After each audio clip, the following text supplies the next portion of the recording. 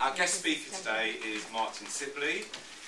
He's a social entrepreneur with one aim: to change the world for disabled people. Using his personal experience of being disabled, he has managed to build a worldwide community of 20,000 people online and works to inspire, inform and change. In running his blog, launching the positive disability magazine Disability Horizons, e-learning and his social media. And our guest speaker today is Martin Sibley. Thank you, Therese, for having me along today. It's a real pleasure to be a part of something so new and innovative, and the things you've done with the room is amazing as well. I love the transformation. So yeah, there's sort of three kind of areas I wanted to touch upon. One is just to give you a little bit of a background to some of the work that Gary's kindly introduced us now, and some of the things I've been up to sort of explain how I've come to be here at Choice Support today.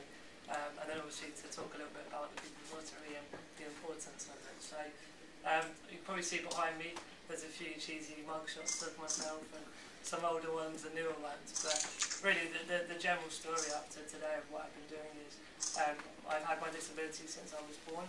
It's called spinal muscular atrophy, and that basically means that a lot of everyday tasks I'm not able to do for myself. So when I was a child, my mum and dad did a lot of the care for me, and I had a support worker at school.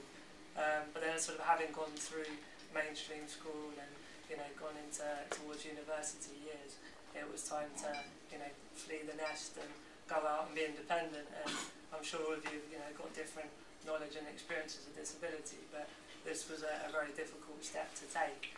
Obviously, to emotionally move away from home is something that every child has to do, but with the care needs that I have, it was a huge step. So all of these years as I was trying to become an independent adult and continue my studies and look to go and get a job were learnings that I had to go through.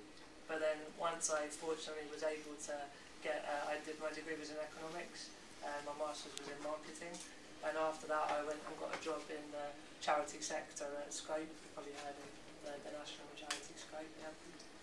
And after a period of time there, I realised that there maybe wasn't a sort of, I hate using the word role model because I feel a bit awkward saying it, but I can see that for younger disabled people, someone like myself who isn't a movie star or a Paralympian, but is just getting a good education, getting a job, having fun with their friends is a really powerful tool to know what you can aspire to be when you grow up. So that was why I started my blog. And that was about 3 years ago now, I think it was. And on the blog I've just been talking about all of these things I've just mentioned, and some of the strategies and the tools and the ways to fund my social care and all the underpinnings of my life now. So that's where the journey began. And then last June I left Scope to start my own social business.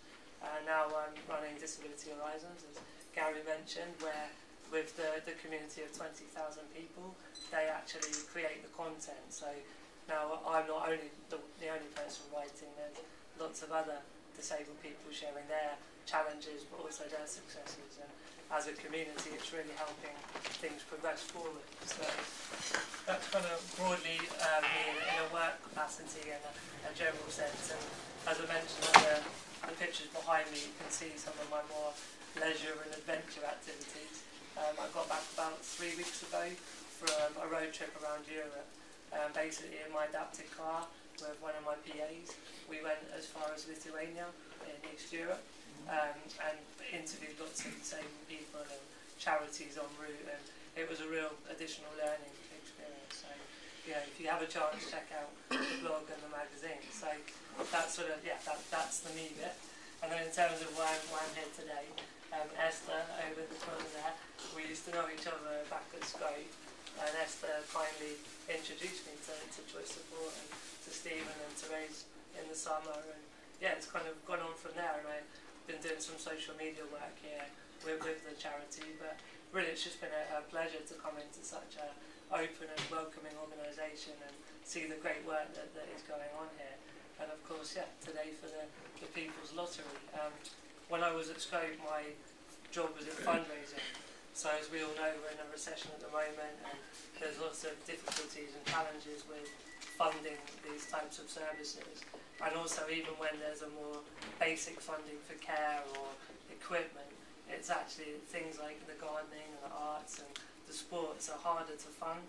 And so that's what's fantastic about the People's Lottery from my perspective, is it's a new way to raise money, which is important, but it's actually able to fund things that aren't normally funded. So it opens up a new world of opportunity for the service users here. So really, I'd like to say well done, Therese, and thank you for having me. And everyone should get out there, buy a lottery ticket, and tell your friends to buy a lottery ticket.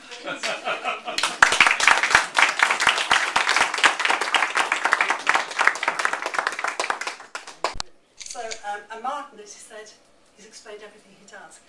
And he is out there all of the time, smashing the glass ceiling for everyone, even for people who are not disabled, because one time in life we will all become, through age or infirmity, have less mobility. So you're out there doing that for all of us, Martin. Thank you very much.